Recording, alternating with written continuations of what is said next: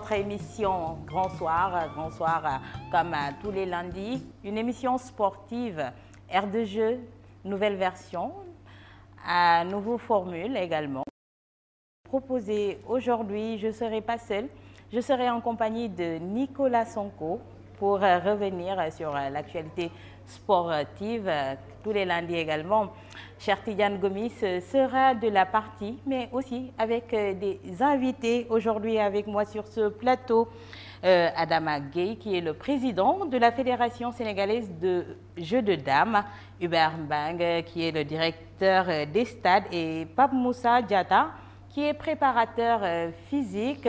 Après vous avoir salué, très chers invités, maintenant place à Nicolas Sonko, mon co-animateur, avant de donner le coup d'envoi de cette rencontre. Merci Awa et bonsoir. Bonsoir tantôt, comme elle le disait très bien à nos invités, le président Adama Gueye, Adama Gueye qui a accepté de prendre les pions à la place de Moustapha Diop qui est parti. Comment Adama Gueye va assurer l'intérim, c'est important à savoir parce qu'on sait qu'il y avait une belle initiative qui a été prise l'année dernière, notamment avec le championnat du Sénégal qui avait été délocalisé un peu à Thiès, à Saint-Louis, Kaolack, Koungheul. Va-t-on continuer à organiser ces championnats d'Afrique dans les régions? C'est important avec les Jeux de dames. Il faut rappeler que le président Moussa, juste 2 semaines, avec Hubert Assogba, on va revenir de long en large avec le championnat du Sénégal, AS Pikine dans le rouge. Hubert Mbang. Hubert Assogba. L'arbitrage aujourd'hui se conjugue au féminin. Au féminin. Voilà. C'est super, c'est bien dit, c'est bien fait. Je disais Hubert Assogba qui est le directeur du journal. Hubert Mbang encore. Hubert Mbeng, le directeur des stades du journal du quotidien sportif, avec l'AS Pikine dans le rouge, AS Pikine qui vient de perdre sa 5e défaite, AS Pikine, le président introuvable, AS Pikine, Hassan Dia qui a annoncé son départ. Pourquoi est-ce que AS Pikine saura défendre son titre de champion du Sénégal? Est-ce que AS Pikine pourra remporter la Coupe du Sénégal qu'elle a remportée l'année dernière? On va en discuter. L'AS Douane qui a corrigé Niartali par 3-0, la fraîcheur physique. C'est le moment de parler avec Moussa Diatta, qui est un professeur d'éducation physique. Moussa Diatta, qui est préparateur physique de Guédiawaye Football Club. Moussa Diatta va parler de la fraîcheur physique des 14 clubs. Est-ce que l'AS Pikine, est-ce que Niartali pourra succéder à l'AS Pikine? Est-ce que Djambar pourra succéder à l'AS Pikine? C'est autant de questions avec lesquelles on va discuter avec Moussa Diatta et Cheikh Tidiane Gomis. Cheikh Tidiane Gallé, c'est dire à chaud comment Maya Simar a su composer techniques nationaux. Y a-t-il faute ou pas avec Mamoussa Sissé qui succède à Bassouari Diaby, Sidat Sarr qui a accepté d'aller chez les féminines comme adjoint. Sidat Sarr, il faut le rappeler, qui était le préparateur des gardiens de l'équipe nationale senior du Sénégal, Henriette Ndiaye, au frigo. Pourquoi Awadjo? Voilà autant de questions autour desquelles on va discuter ce soir avec nos invités. Voilà, donc dans le menu d'aujourd'hui d'air de jeu, on va parler également de beach soccer, après avoir parlé de la Ligue 1. Et c'est tout honneur à vous, Nicolas Sonko, de donner la parole à vos invités. Et on va commencer par le jeu de dames. Bien entendu, avec le président Adama Gueye. Président, vous avez accepté volontiers de prendre la fédération à la place de Moustapha qui est parti. Pourquoi? Prendre volontiers, je dirais que c'est certain quand même. J'étais là avec Moustapha depuis 2006. On a co-géré, il était président, j'étais son vice-président. Et les textes de la fédération, du ministère, de la fédération mondiale, aujourd'hui disent que quand il y a absence du président ou bien vacance du poste de président, le vice-président prend en relais par intérim la présidence. C'est sur ce que je suis devenu le président sénégalaise de jeux de dames, à l'emplacement de M. Moustapha Diop, qui est parti. Bon, je vais profiter de votre tribune, je dirais, pour le remercier parce que c'est très rare de voir dans le milieu sportif un président qui, de son propre gré, démissionne pour des raisons personnelles. Mais je dirais que c'est quelqu'un qui a d'autres ambitions, qui veut fouiller encore d'autres terres. Donc il a ouvert son cabinet de consultance, il n'a plus de temps. Et il a convoqué le comité directeur pour lui dire que bon, tenez, c'est moi qui étais président, maintenant je n'ai pas assez de temps. Je veux me reposer un peu, me consacrer un peu à ma famille et à mon nouveau travail. Et c'est pour ça qu'il est parti. Mais on est La fédération, on nous avait élus sur un mandat de 4 ans. On n'avait pas élu Moustapha Diop sur 4 ans. On a élu le comité directeur de la fédération sur 4 ans. Donc il est parti maintenant. Il nous reste encore jusqu'en septembre 2016 pour boucler nos 4 ans. Et d'ici septembre 2016, c'est moi qui aurai les destinées de la fédération. Une démission qui est passée inaperçue, est-ce à dire que le jeu de dames est méconnu de certains Sénégalais? Non, pas méconnu. Je crois que c'est un plaisir pour moi aussi d'être là avec vous, avec quelqu'un du journal Le Stade, que nous remercions beaucoup sincèrement, je dirais, parce qu'il couvre tous nos passionnés. Ouais. Michel Kane, Tidiane, Mariem et autres, c'est des passionnés de jeu de dames. On était ensemble hier à la clôture de la Coupe du Maire, gagnée par Youssou Ndiaye Nah. Ils étaient là-bas. Le Moustapha, en démissionnant ce jour-là, tous les journalistes, les organes de presse étaient sur place. Malheureusement, il y avait une petite discoordination qui a fait que Wolf n'a pas été sur place. Mais Stade Populaire, Témoin, et tout le monde était là quand il appelait le CD produit. Mais le jeu de dames est un sport très connu au Sénégal, des Sénégalais. Dans tous les coins de rue, tu vas trouver un plateau d'amis avec des vieux ou bien des gens de 6 ans à 90 ans jouer le jeu de dames. C'est un sport populaire. Très bien. Hubert Loï de l'Observateur par rapport à ce qui s'est passé. Hubert Assog. Hubert Mbengue. Carton rouge déjà, carton jaune pour démarrer. 2 cartons jaunes sera similaire de rouge, expulsion. Volontiers les téléspectateurs RDG comprendre pourquoi je suis habitué à Hubert Assogba un peu. Hubert Mbengue, l'œil de l'Observateur que vous êtes par rapport à cette situation du jeu de dames. Il n'y a pas de problème, mais si on constate, si on va des faits, le président était quand même assez souvent absent. C'est lui qui assurait l'intérêt, même si aujourd'hui il devient carrément l'intérimaire. Oui, moi je pense que à la suite du nouveau président, je salue un peu la décision de M. Diop. Il n'avait plus le temps, à consacrer au jeu de dames, et c'est tout à fait normal qu'il cède sa place pour permettre aux autres. C'est pas comme il l'a rappelé, c'est un comité exécutif qui a été élu et non pas une seule personne. Jusqu'en septembre 2016, il va continuer à diriger, présider aux destinées du jeu de dames. Et en septembre, les gens, le monde, la famille du jeu de dames va décider qui va continuer, qui va poursuivre, disons, à gérer la gestion du jeu de dames. Alors, je dirais à sa suite que le jeu de dames, effectivement, est l'un des sports que nous, dans notre rédaction, nous suivons le plus. Bon, il y a que notre directeur de publication, le fondateur du journal, M. Kane, est un passionné de jeu de dames, de jeu de l'esprit de manière générale, mais de jeu de dames particulièrement. Peut-être que c'est dû à son séjour long en Union soviétique. Mais toujours est-il que c'est un passionné et par effet d'entraînement, les journalistes qu'il a cités également sont des passionnés de jeux de dames. Mais ça, tout le monde peut le constater. À tous les coins de rue, il y a des grandes places et de manière informelle, les Sénégalais jouent au jeu de dames. Et nous avons toujours eu de très grands champions.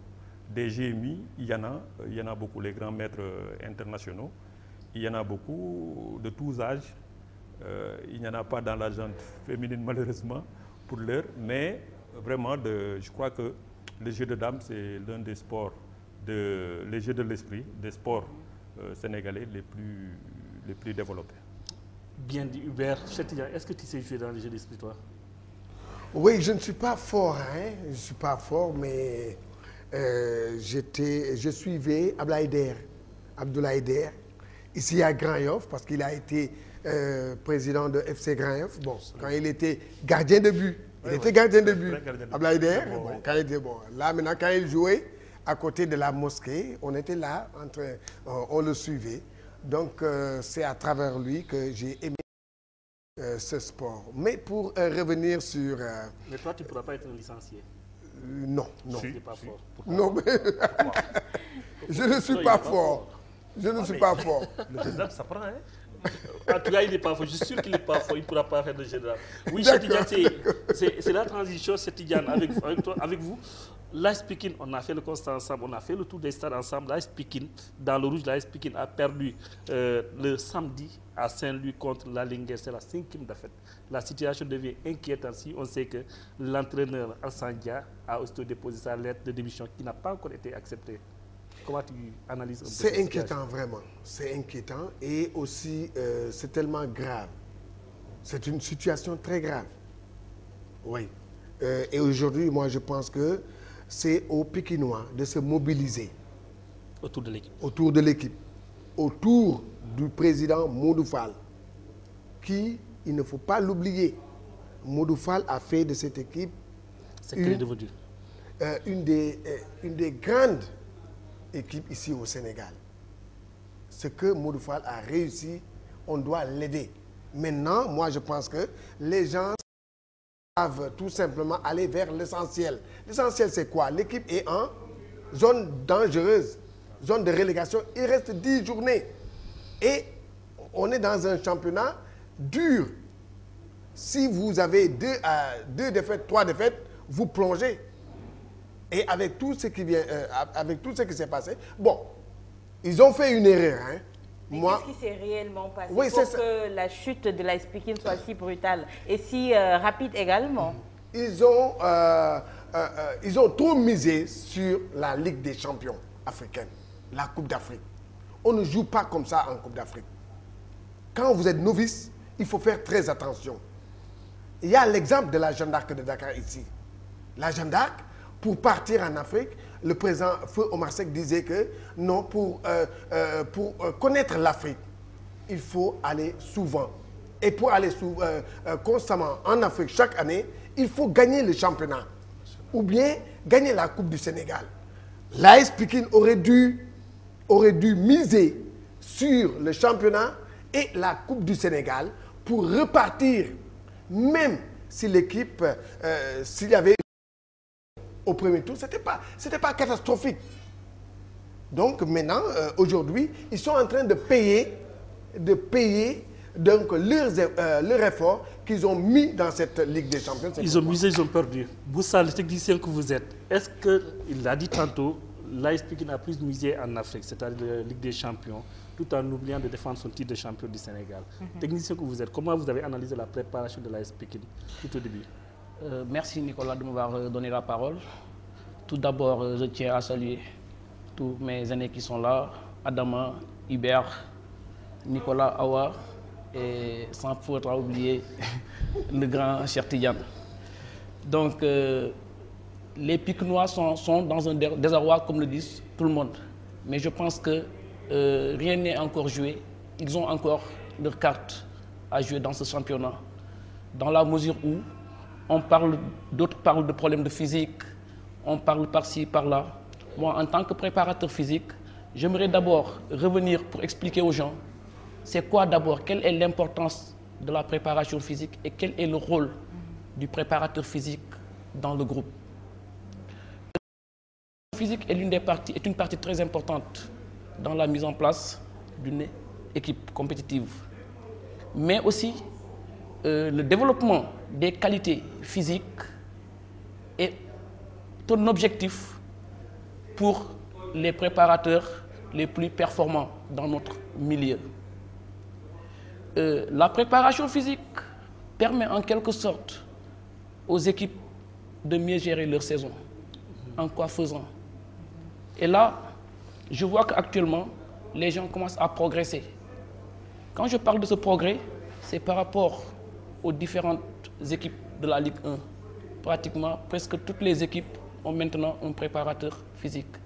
Et on aimerait bien que cela se répercute aussi en Ligue 2 et en National pour une meilleure gestion de notre football. Et pour ce qui concerne l'AS Pikine, est-ce qu'il n'y a pas faute dans sa préparation? Si on sait que l'équipe était ouverte sur 4 compétitions, notamment la Ligue des Champions, il y avait le championnat, mais il y aura la Coupe de la Ligue et la Coupe du Sénégal en vue. Est-ce que la mayonnaise, on a su, dans la planification, aller vers ces différents objectifs? Il me serait très difficile de parler de manière ponctuelle de l'AS Pikine dans la mesure où c'est pas exactement comment ils ont géré leur préparation. Tout à fait.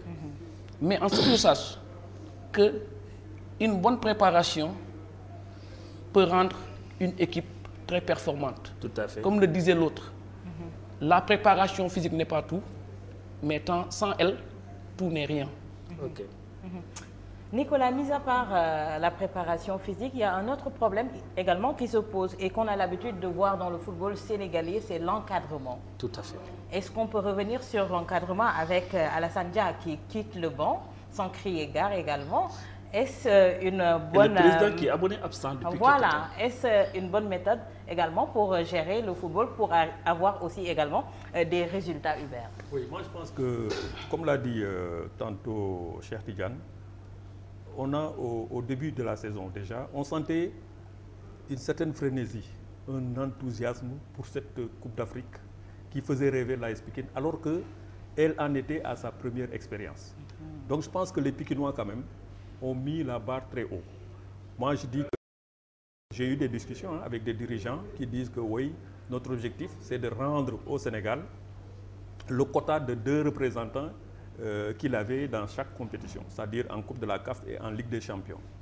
Mais les Pikinois ont souffert d'un mal qui est récurrent dans le football sénégalais, c'est que l'équipe championne est plus forte chaque fois que l'équipe qui va en Coupe d'Afrique. Tout à fait. C'est-à-dire que l'équipe championne perd ses éléments. Alassane Dia a perdu 7 titulaires. Donc ils ont pris des novices, ils ont même pris des juniors. Un junior qui jouait en Coupe d'Afrique. Donc qui n'a certainement jamais pris l'avion pour se déplacer hors du pays. Donc tous ces paramètres-là font que l'AS Pikine, en se focalisant sur l'Afrique, a oublié les compétitions domestiques, c'est-à-dire le championnat et les différentes... Bon, pour les coupes, ça n'a pas encore commencé, mais pour les championnats, véritablement, là, ils sont dans le mal, ça, il faut le dire. Ils sont avant-derniers, ils ne devancent que le port. Donc, et devant, il y a des équipes qui commencent à gagner, la Linguère, Guédiawaye FC, qui gagnent. Donc, eux, ils perdent du terrain. L'explication qu'on peut donner à cette mauvaise passe de l'AS Pikine, je crois que c'est le fait qu'ils n'aient pas reçu dans leur stade. Le stade de Alassane Djigo est impraticable. Ils sont allés à Amadou Barry et ils n'ont jamais gagné là-bas. Cette année, l'AS Pikine ne compte pas de victoire à domicile. Bon, c'est le terrain du voisin. Est-ce que les gens se déplacent, etc. Donc il y a beaucoup de questions autour de ça. Maintenant, la démission, le président déjà, après l'élimination par l'équipe algérienne, qui est loin d'être un foot de guerre. C'est une équipe moyenne. La preuve, ils ont gagné difficilement 2-1 contre l'AS Kaloum de Guinée. Tout à fait. Donc au retour, l'AS Kaloum peut gagner même au Mali, qui va recevoir au Mali, mais avec un but à 0, l'AS Kaloum passe. Donc moi je pense que Modou Fall, après, c'est un jeune, c'est peut-être le plus jeune président de club de Ligue 1 au Sénégal. Donc il y a cette fougue, cet enthousiasme-là, c'est quelqu'un qui se donne à fond, etc. Et donc il a eu des frustrations, il pense que son entourage, il y a des gens qui jouent pas franc jeu, et il est déçu, il s'est mis en retrait. Moi, j'ai même entendu dire qu'il est même plus dans le pays, hein. Il est à l'extérieur. Après qu'il ait avancé ça, il a également été aux abonnés absents. Voilà, donc il y a aussi Alassane Dia. Bon, pareil que les gens n'ont pas accepté sa démission, mais c'est sûr qu'il lui reste jusqu'en juin. Il avait 1 an de contrat.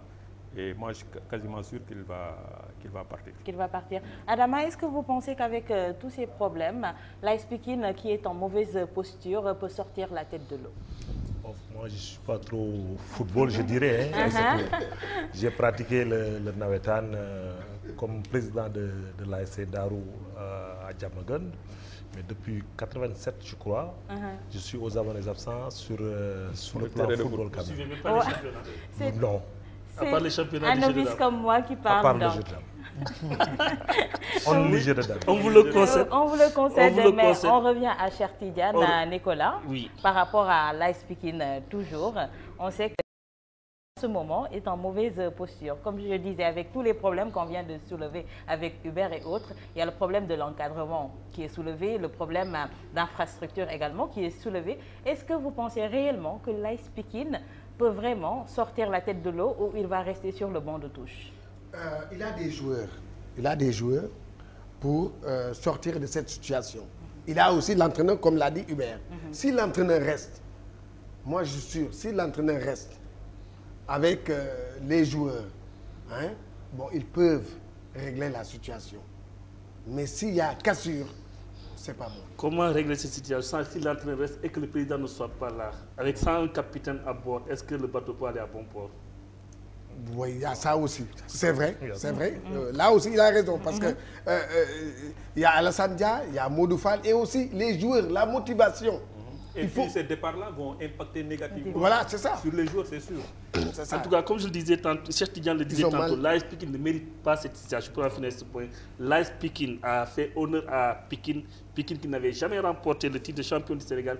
Pikine qui n'avait jamais remporté la Coupe du Sénégal. Pikine, je disais, avec Modou Fall, avec Assane Dia, a réalisé ce doublé. Je pense qu'aujourd'hui, c'est tous les Pikinois qui doivent se mobiliser autour de cette équipe pour sauver la saison. La saison, c'est quoi? Maintien. Jouer maintenant le maintien pour rester en Ligue 1. Et je pense que c'est bien possible. Après, là, Pikine, Hubert, c'est bien possible. C'est fort possible. Et surtout, il y a 30 points à prendre. Ils ont 30 points à prendre. Il n'y a pas péril en la demeure. Et ensuite, moi, en tant que sportif, simplement, moi, je souhaite que l'AS Pikine s'en sorte. Tout à fait. J'ai eu une fois une discussion avec El Hadj Malick Sy Souris, doyen fin connaisseur du football. Il me disait que le modèle d'équipe, de club qui peut sortir le football sénégalais de l'ornière, c'est l'AS Pikine, c'est Guédiawaye Football Club. Et les ils ont tout. Et le Casa Sport, les équipes des régions de manière générale, la Linguère, le Casa. Tout à fait. Mbour.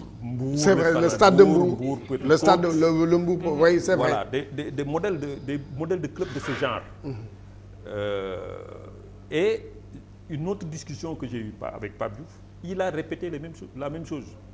Avec Pikine, avec Guédiawaye, avec le Casa Sport, avec la Linguère, avec Mbour.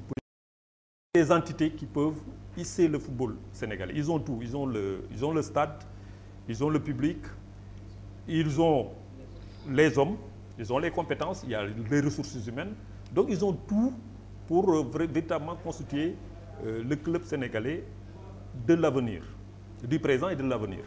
Donc il faut souhaiter que les Pikinois se ressaisissent, que le président Modou Fall revienne sur sa décision, que Alassane Dia également revoit sa position et qu'il y ait une remobilisation pour les dernières journées. Je crois qu'il reste encore 10 journées, 30 points à prendre.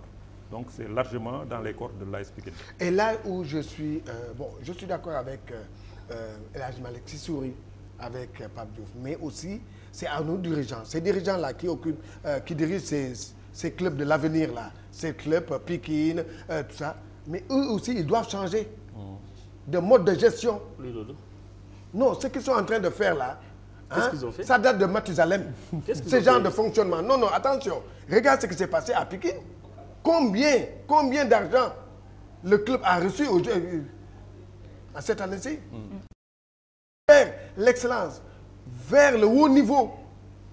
Mais ce qu'ils sont en train de faire là, c'est ce que faisait mon grand-père dans les années 60 et 40. Être en Ligue 1, c'est déjà au niveau. Non, il faut changer de fonctionnement. Ce qu'ils sont en train de faire là, nos dirigeants là, n'évoluent pas. Hein. Cheikh Tidiane, la plaie est assez béante. Il faut chercher des solutions pour guérir cette plaie. Je ne parle pas seulement de Pikine. Je ne parle pas de Pikine. Je parle de tous les dirigeants sénégalais, de notre sport en général, et surtout le football. Ils n'avancent pas. Et qui n'avance pas recule. Voilà. Qui n'avance pas recul. Cheikh Tidiane, on passe directement au Big Soccer. Au Big Soccer, le Sénégal a perdu sa couronne. Oui.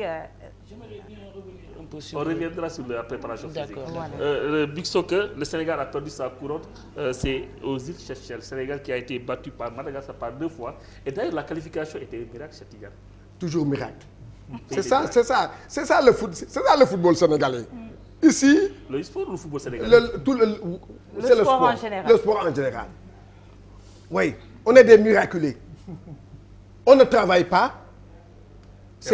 Maintenant, c'est grâce au des Bamba et des Serigne Cheikh, c'est à cause de ça que nous... qu'on s'en sorte. Oui, qu'on s'en sorte. Mais on ne travaille pas. Pour parler du beach soccer, mais cette équipe-là n'est pas bien traitée. Qu'on se dise la vérité. N'est pas considérée. N'est pas bien considérée. Pourquoi? Parce que depuis quand cette équipe-là gagne la Coupe d'Afrique? Et à chaque fois... Ils ont gagné déjà 2 fois. Voilà. Elle a gagné doublé. Ouais. Oui. Et quand l'équipe-là vient, on les donne des primes dérisoires. On ne récompense On ne pas. les appelle pas, on ne les appelle pas Au palais. alors que le président là appelle ses politiciens là-bas. Et eux, ils ont honoré le Sénégal. Pourquoi on ne les appelle pas? Et c'est bien fait. Ils ont perdu maintenant. C'est à cause de quoi? À cause de cette mauvaise politique de l'État du Sénégal. Et eux aussi, nos dirigeants. Mauvaise politique n'empêche, l'équipe a perdu, mais elle se qualifie en Coupe du Monde. Ouais. Comment aller réussir un bon challenge, une bonne participation au Portugal? Moi, je pense que cette équipe, comme l'a dit Cheikh Tidiane, hein, est miraculée. Donc, avec 2 défaites au premier tour, ça me rappelle nous est arrivé 2006. à la CAN 2006 là, avec le football à 11. Donc, on a eu 2 défaites au premier tour. Une seule victoire au premier tour et on se qualifie pour la demi-finale. On passe grâce au tir au but et en finale, on perd contre Madagascar au tir au but également. Je pense que si on fait la somme, on n'a gagné qu'un seul match par le tir au but. Une précision, on a passé en quart de finale en gagnant la Guinée qu'on a pris par 2 buts à 1. 3 buts à 2 pour se qualifier en demi-finale. Oui. Et perdre devant l'Égypte. Oui. Donc ça, c'était pour le football à 11. Maintenant, pour la CAN de Big Soccer, je crois qu'on est des miraculés. Hein. Donc, heureusement qu'on a pu sauver une participation à la Coupe du Monde. Je pense qu'on a perdu du terrain par rapport aux acquis. Parce qu'il y a eu un moment où le beach soccer avait des problèmes avec la fédération et il y a eu une suspension. Donc il n'y a pas eu de compétition, sauf les compétitions qui ont été organisées, compétitions privées entre guillemets, organisées par Ibrahima Ndiaye Chita. Donc il n'y en avait pas, il n'y a pas de compétition régulière. Il y a une équipe nationale. Le Sénégalais peut-être est naturellement doué. On a des... Moi là-bas, chez moi, les gens jouent à longueur d'année le football de place de manière informelle. Donc il y a de très bons joueurs. Mais il n'y a pas de club, il n'y a pas de structuration. On aurait pu, pendant longtemps, n'est-ce pas, conserver notre domination sur le big soccer africain. Mais là, des équipes comme Madagascar nous a rattrapés. Madagascar perdait contre nous 13 à 2, 17 à 2, etc. Là, il nous bat au premier tour, il nous bat en finale. C'est bien préparé l'équipe. Mais cette défaite de l'équipe nationale de beach soccer est une très bonne chose. Ils sont qualifiés certes pour le mondial. Cela va permettre maintenant aux autorités chertidianes de rectifier le tir pour mettre ces joueurs-là dans de très bonnes conditions. Il y a eu des cas similaires et l'État ne fait rien. Lesquels Oui. Il y a combien sur le plan sportif, avec le jeu de dames, ils sont allés gagner des titres. Il y a aussi les Kila, hein? il y a aussi les judokas. Les arts martiaux. Les arts martiaux. On réussit à gagner des choses, mais arriver sur place, on dirait que, mais être ici un sportif, je dis bien, être ici un sportif, vraiment c'est la galère. Ah ouais, c'est important ce que vous avez soulevé tantôt. On n'apprend pas souvent de nos erreurs. Je le dis parce que tout simplement, Madagascar, Hubert l'a dit tantôt, prenait des scores fleuves devant le Sénégal. Mais l'équipe a su apprendre. L'équipe a su aller de l'avant. Et aujourd'hui, venir battre le Sénégal en match de poule déjà et arriver en finale, encore battre le Sénégal. Ce qui veut dire que nous, au moment où on était meilleurs en Afrique, on n'a pas su consolider. Mais c'est la même chose avec le basket. Oui. Le basket, l'Angola nous invitait, prenez des équipes ici, tout frais prêts, les amener à Luanda pour apprendre. Aujourd'hui, ils ont appris, ils sont à des années-lumière devant nous. Nous, on est là avec... on vit sur le passé, avec nos souvenirs, avec notre seule salle de basket, etc. Donc ça pose problème. Ça pose problème. Mais c'est le cas aussi du football féminin. Regardez, il y a un passé récent. L'Égypte là, qui nous a éliminés. Nous, on battait facilement l'Égypte. Hein? Ouais. L'Égypte là. Mais on battait regarde, c'est l'Égypte qui nous élimine. À domicile, qui vient À domicile. Mais en général, dans le sport Ah en ouais. général, où est-ce que le bas blesse? Qu'est-ce qu'il y a à faire? Où est le problème? Le problème se situe au niveau de l'État, qu'on se dise la vérité. La politique sportive. La politique sportive n'existe pas. C'est l'État qui ne joue pas franc jeu avec le sport. Il ne joue pas franc jeu avec le sport. C'est ça. Il faut. Le problème, c'est eux. C'est pas. Nous avons les meilleurs pratiquants en football, en basket, en jeu de dames, partout. On a des doués. L'homme sénégalais est doué. L'homme, oui. Mais malheureusement, l'environnement est poli. C'est vrai, c'est ça. Ça ne joue pas. Ces gens-là ne travaillent pas pour le sport. Moussa est bien Parce placé que- pour en parler. Le temps de laisser un peu les footeux souffler. Awa, on va avec le président Adama Adama. Gueye. Aujourd'hui, vous avez fait la situation. Mais comment attaquer ces défis? Attaquer ces défis, c'est quoi? C'est comment continuer dans les championnats du Sénégal que vous avez déjà commencé à délocaliser. Je me rappelle que vous avez organisé à Thiès, vous avez organisé à Saint-Louis, vous avez organisé à Kaolack et à Koungheul. Aujourd'hui, est-ce qu'on peut s'attendre à suivre ces championnats, aller à Kolda chez moi, aller à Ziguinchor chez moi? Bignona, c'est Pape Moussa Diatta. Et il y a une autre question également qui me tient à cœur. Pourquoi au niveau de la fédération de jeux de dames, il n'y a pas de femmes? Il y On a pas parle de de dames, il n'y a pas de dames. Voilà. Ça, c'est une question qui revient tout le temps, et surtout sur le continent africain. Nous sommes le seul continent aujourd'hui qui, sur le plan international, se déplace avec des équipes où il n'y a pas de dames, alors qu'on dit jeu de dames. Donc les Européens, ils ont su régler ça. La Chine aujourd'hui, les Asiatiques, elles sont nombreuses à participer au championnat maintenant du monde. Malheureusement au Sénégal, ça fait partie de nos défis. Faire de telle sorte que la jeune pousse et les jeunes filles puissent accepter le jeu de dames. Parce que le jeu de dames, Nicolas, le charme du jeu de dames, c'est un sport intellectuel. C'est un sport qui développe le cerveau. Aujourd'hui, vous voyez le Sénégal, on est en train de perdre un peu à l'école, je veux dire, les matières scientifiques. Le Sénégal est maintenant très mal coté. Pour trouver aujourd'hui un professeur de mathématiques ou un professeur de physique, mais tu vas courir les rues, il n'y en a plus. Les jeunes ne veulent plus maintenant réfléchir. Ils sont là sur des tablettes où si tu tapes sur un bouton, tu as tel score, tel score, tel score. Or, le jeu de dames, ça amène l'enfant à réfléchir, à accepter l'adversité. Être ton adversaire, jouer une partie de 2 heures, 4 heures de temps, tu es mon adversaire, c'est fini, la partie est finie, vous êtes des amis maintenant, vous partez. Le jeu de dames, ça excite les neurones, ça stimule le cerveau de l'enfant. Mais aujourd'hui, au Sénégal, on est un peu, on traîne je sais pas, avec la religion, le jeu de dames, c'est un peu baaxul ci kër et tout ça là, mais je crois que c'est faux. Aujourd'hui, tu vois, du développement de la technologie, ça c'est le contre-pied. Vous avez parfaitement raison parce qu'on ne réfléchit pas trop à fond sur l'adversité. Non. Les jeunes ne veulent plus réfléchir maintenant. Tu dis à un jeune 6 x 7, il va chercher sa machine pour chercher 6 x 7, c'est quoi? Or, il y a des méthodes avant de faire un calcul. Nous, à l'école, même avant moi, mais on faisait le calcul mental pour les enfants. Tout à fait. Et on vous donnait des chiffres très élevés que tu parvenais à décortiquer et trouver. Aujourd'hui, les gens ne veulent pas réfléchir. C'est facile pour les élèves maintenant. Donc maintenant, c'est comme le dit tantôt, mais je ne suis pas un peu d'accord avec mon marabout Cheikh Tidiane. Parce que nous, au niveau du jeu de dames, je crois que sans l'État, le jeu de dames du Sénégal n'allait pas exister. Ah bon? Ouais.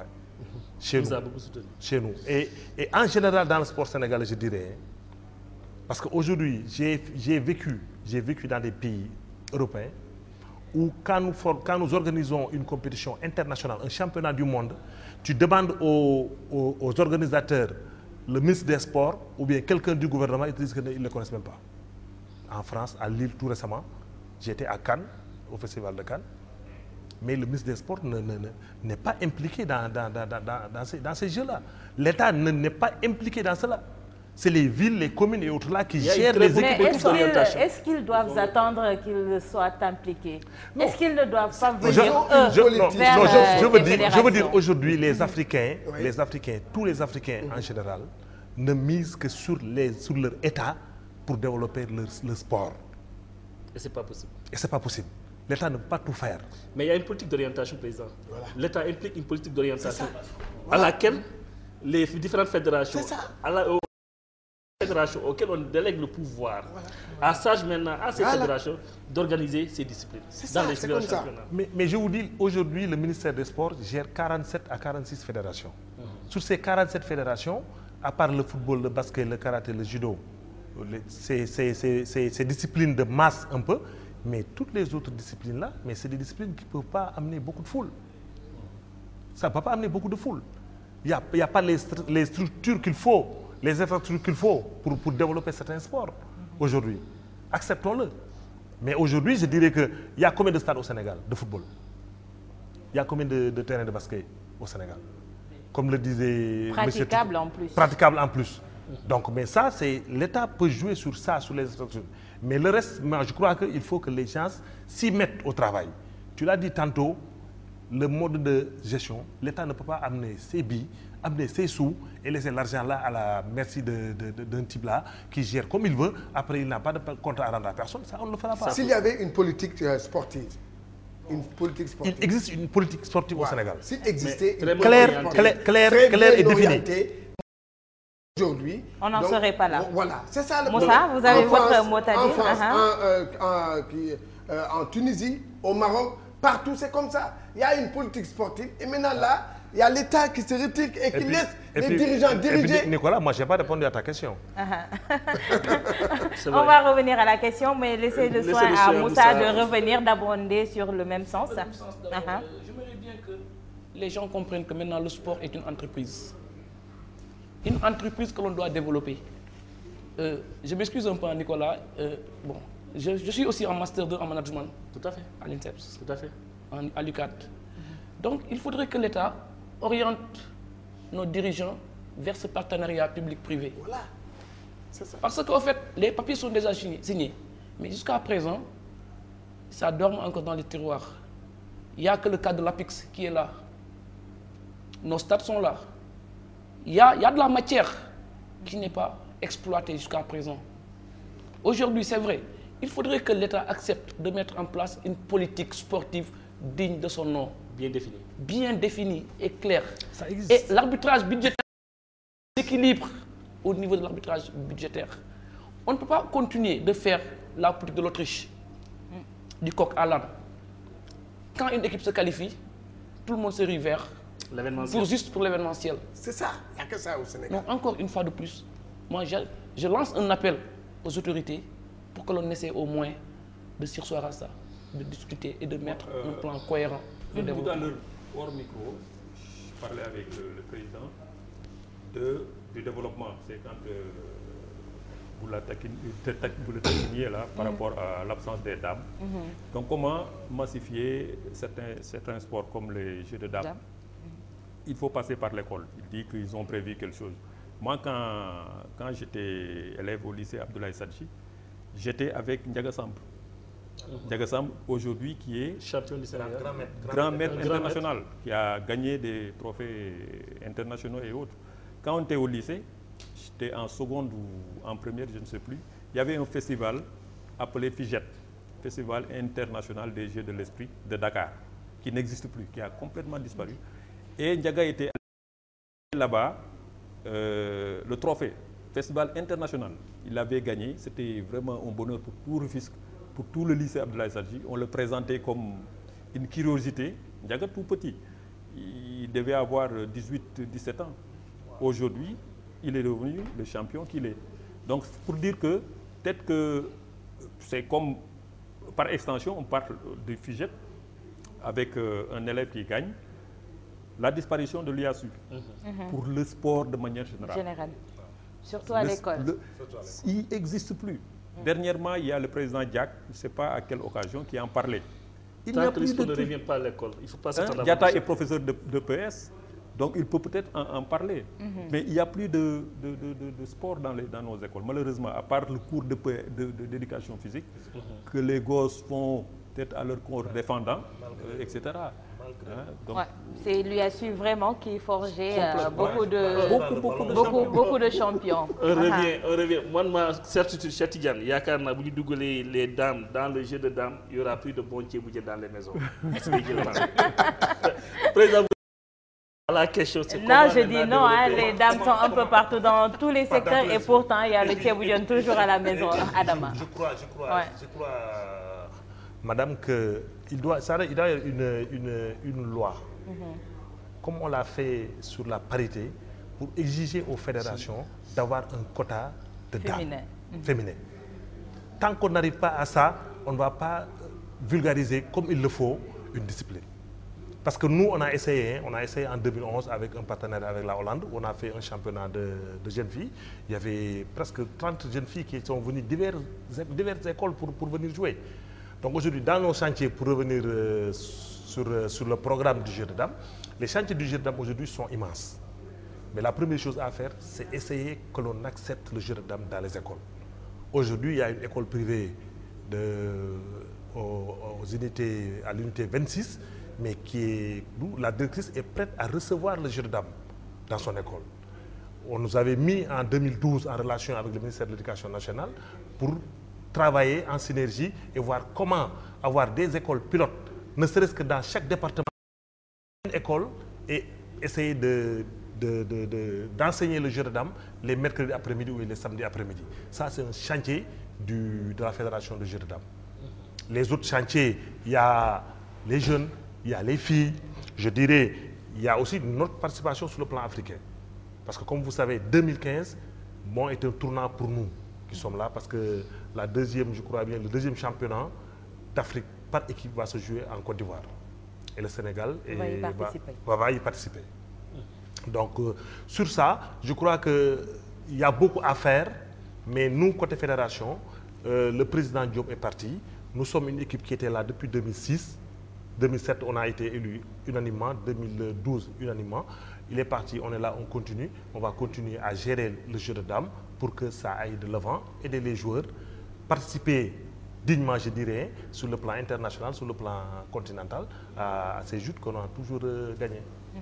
Avant n'aborde le dernier point de cette discussion qui va se reposer sur la composition des staffs techniques, je me permettrai juste de revenir sur Moussa par rapport à la préparation physique. Aujourd'hui, Niatali, qui est avec 28 points, Niatali traîne avec un match nul contre Izo.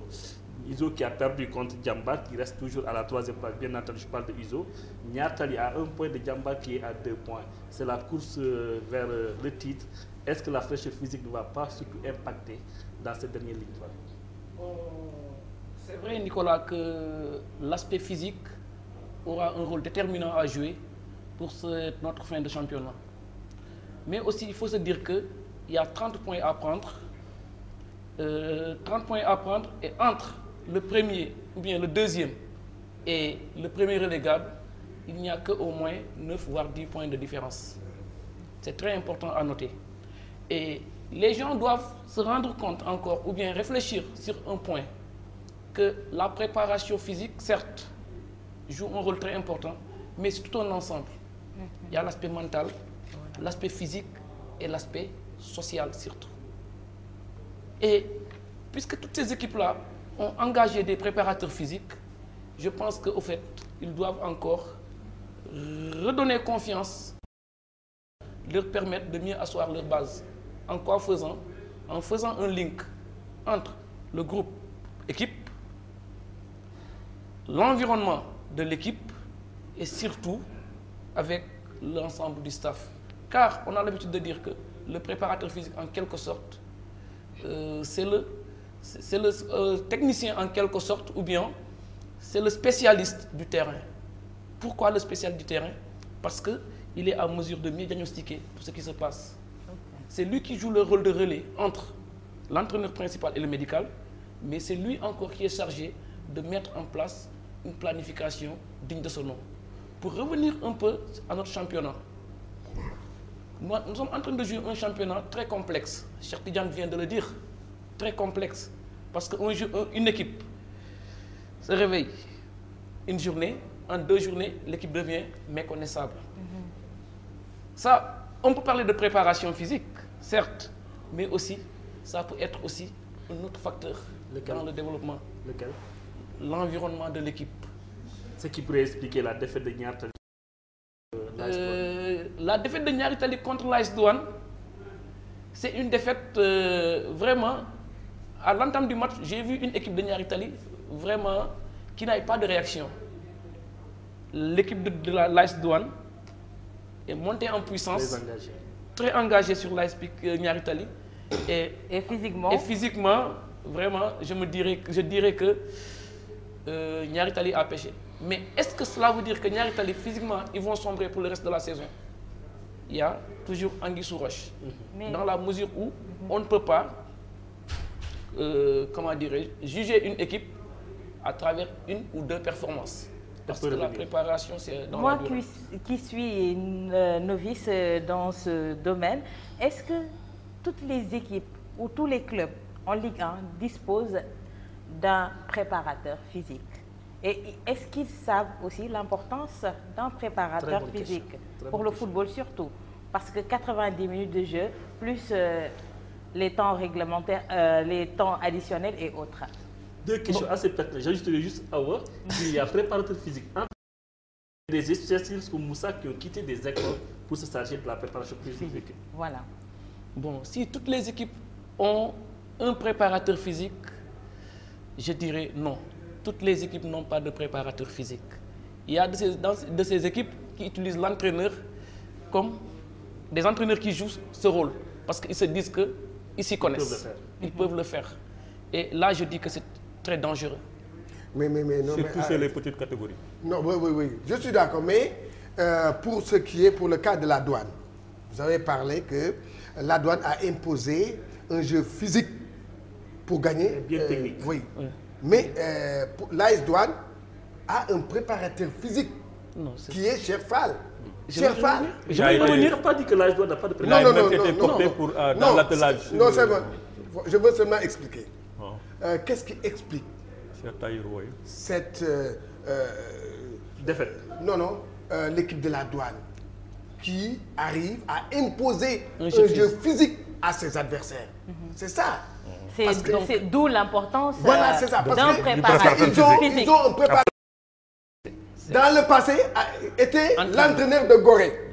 Mais alors que, en Allemagne, il a fait la formation d'entraîneur de préparateur physique. Il a même été coopté dans l'attelage. Oui, il a enlevé après.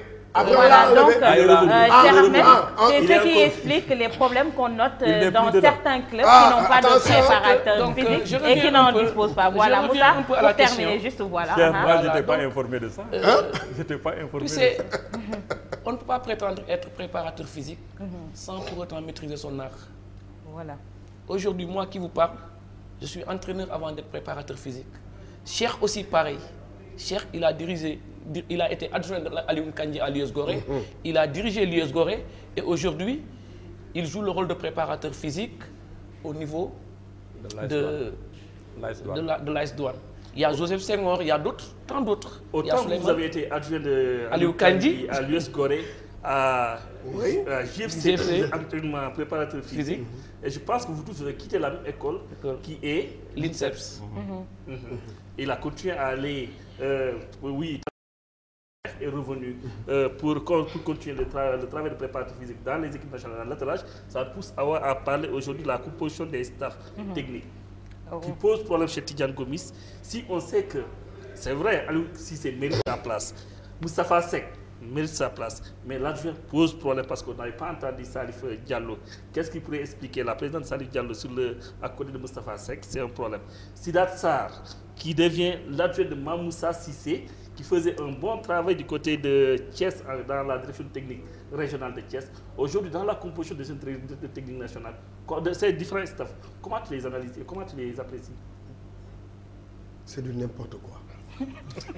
Honnêtement, c'est du n'importe quoi. Ce que je vois là, c'est du n'importe quoi. Mais qu'est-ce que c'est que ça?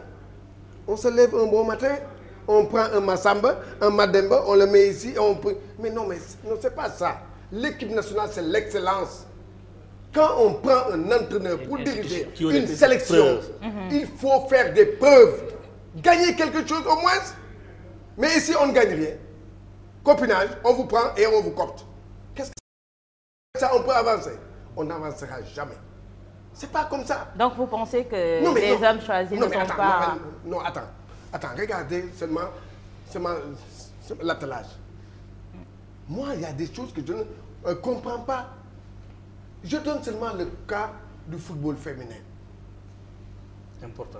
Regardez, dans le football féminin, il y a un entraîneur qui, grâce à lui, aujourd'hui, si la Guinée équatoriale fait partie des meilleures équipes dans le giron du football féminin, c'est grâce à un Sénégalais, Papa Laye.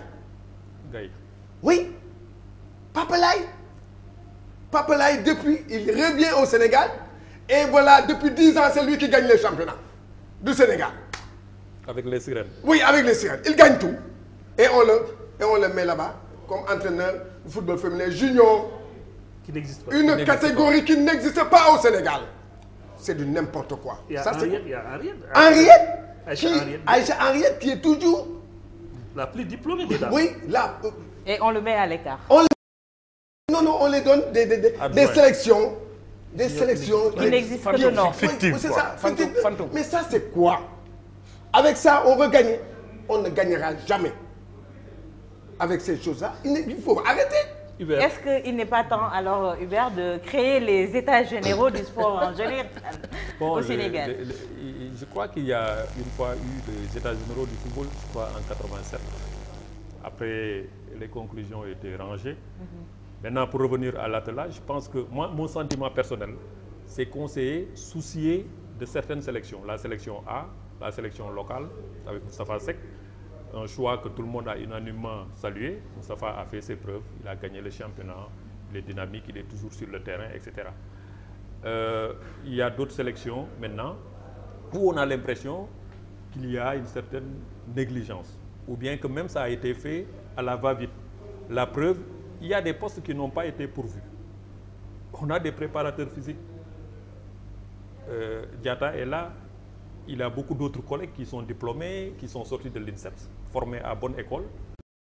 Pas pourvu ces postes-là. C'est des postes à pourvoir, dit-on. Il y a 3 postes. Oui, il y en a qui sont là, préparateurs physiques, préparateurs de gardiens de but, qui ne sont pas dotés de trucs. Donc moi, le sentiment que j'ai eu, c'est que, bon, je ne suis pas dans le secret du comité exécutif, mais c'est le sentiment que j'ai eu, qu'ils ont fait ça à la va-vite. Et il y a des propositions qui sont contestables. Comme il l'a dit, Papa Laye, vraiment, c'est quelqu'un que tout le monde attendait. Tout à fait. Pour qu'il joue un rôle prépondérant. Aïcha Henriette Ndiaye, capitaine d'équipe pendant longtemps de Lyon, qui connaît bien le milieu. Bien formé dans l'école hollandaise. Qui est une dame aussi, qui est une femme. On parle de football féminin. Moi, je pense que c'était la mieux placée pour jouer un rôle. Maintenant, elle est quoi?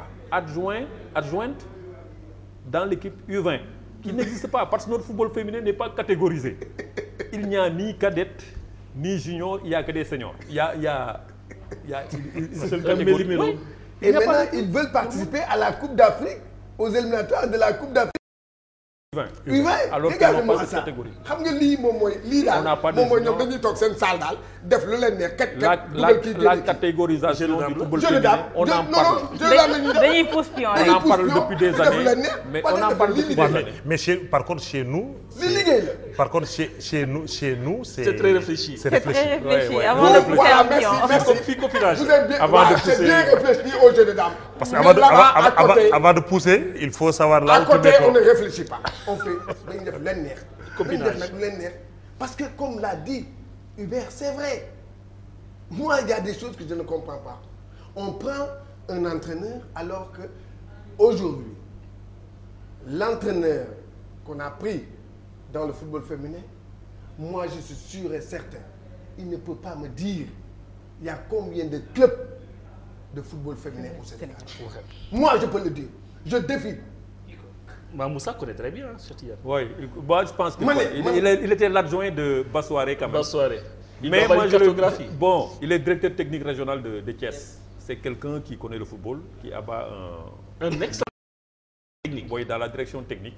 Moi je pense qu'on aurait pu... Bassoiré qui était là, Bassoiré avait un club à Thiès. Bassoiré, on le connaissait très bien dans le football féminin. 12 ans. Mais Moussa, on connaît dans l'organisation du football à Thiès. Ahmed Fall. Bassoiré entraînait au moins un club de football féminin.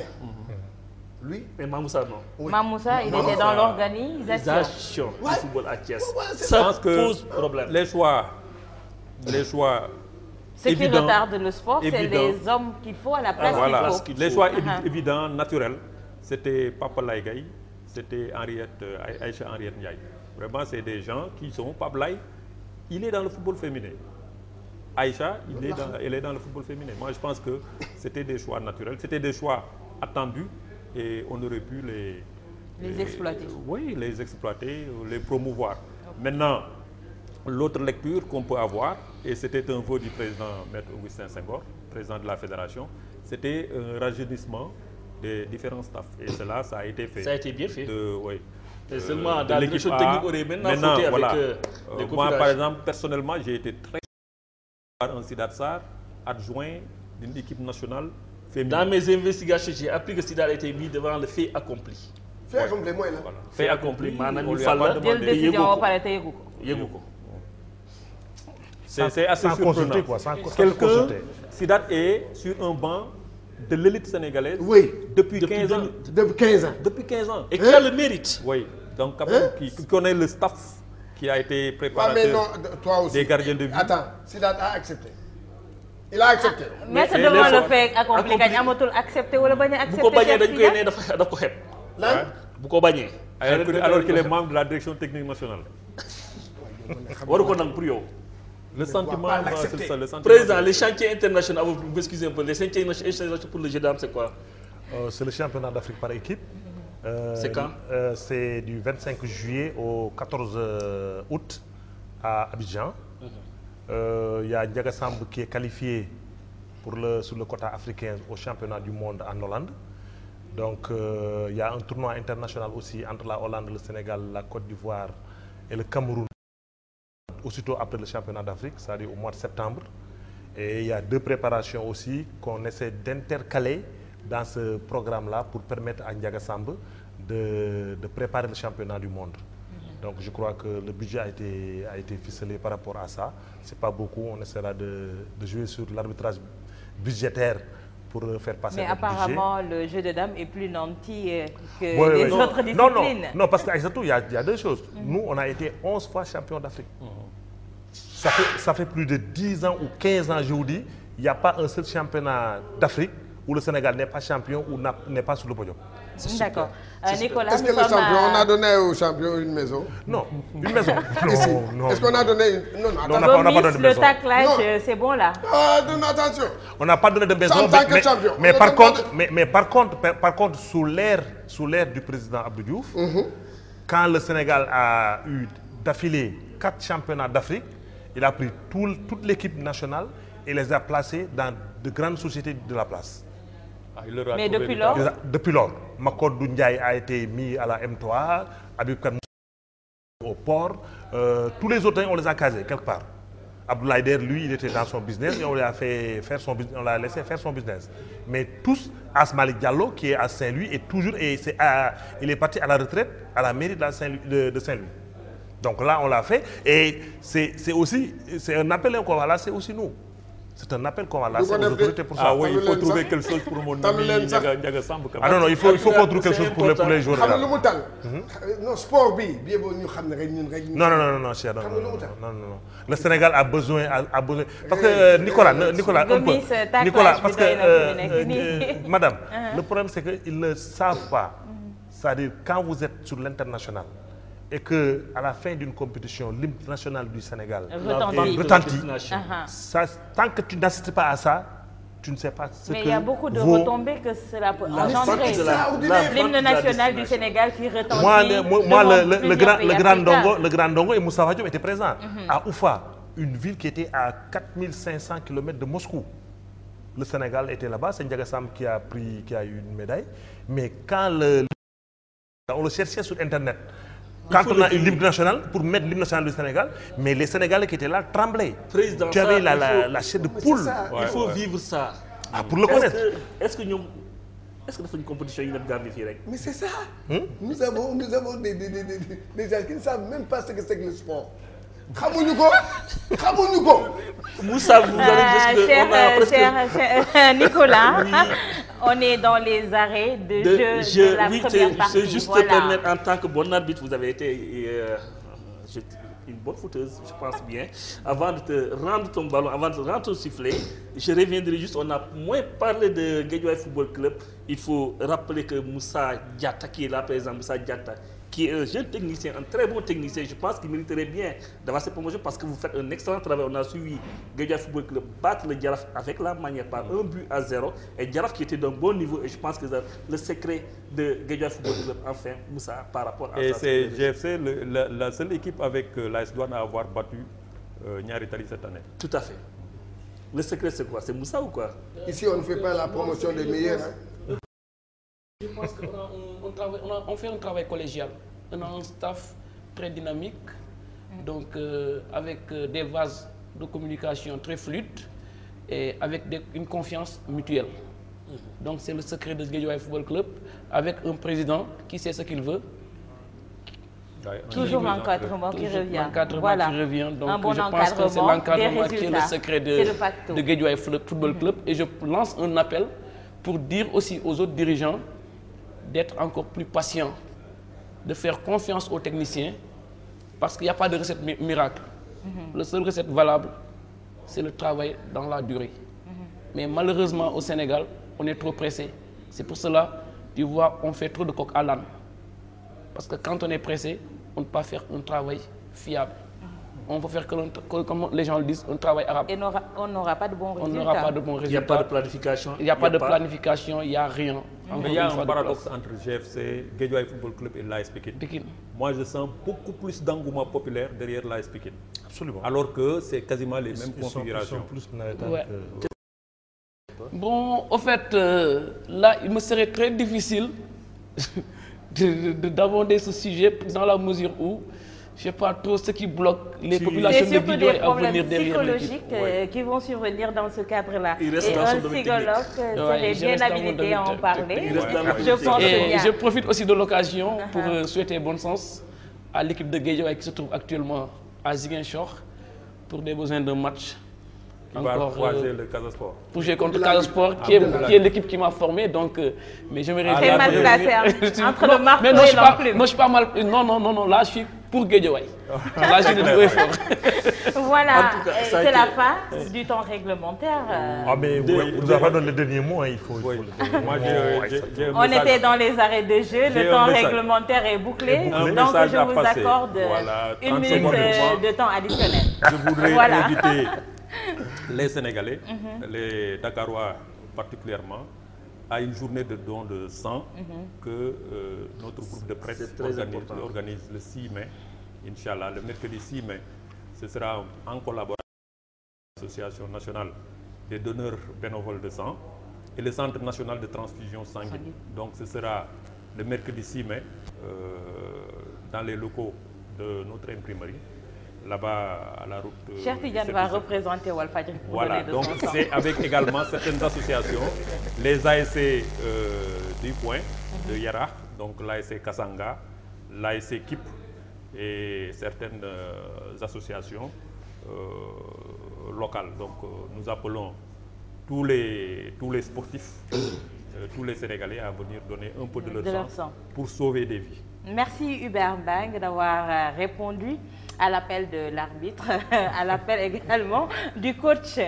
Adama, le dernier mot? Dernier mot, tout juste dire que dans le jeu de dames aussi, il y a la transition, mais nous aimerions aussi que la petite catégorie puisse accepter d'être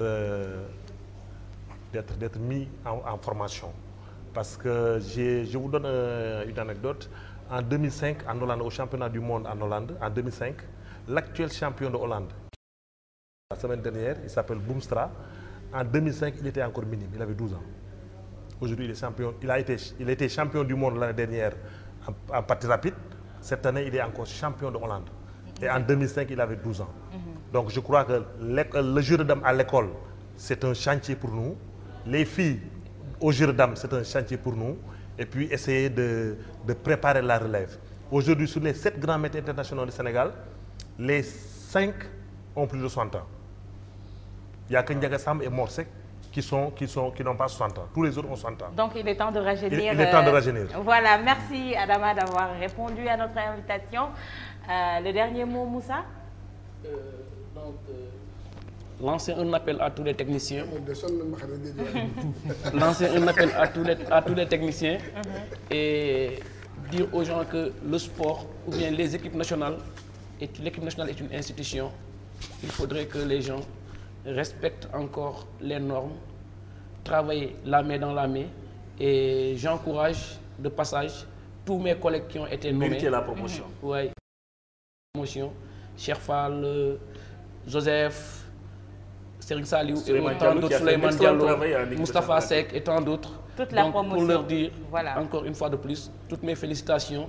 Et nous ne sommes pas derrière eux, mais nous sommes à côté d'eux pour pousser le football sénégalais à l'avant. Merci Moussa Diatta, préparateur physique. Moi, j'en ai besoin pour casser mon ventre.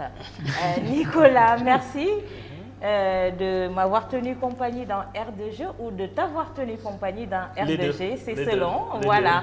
Donc, c'est la fin de la première partie de R2G, de cette soirée sportive sur Walf TV. Et nous allons passer à la mi-temps. Ce sera juste après le générique de Grand Soir.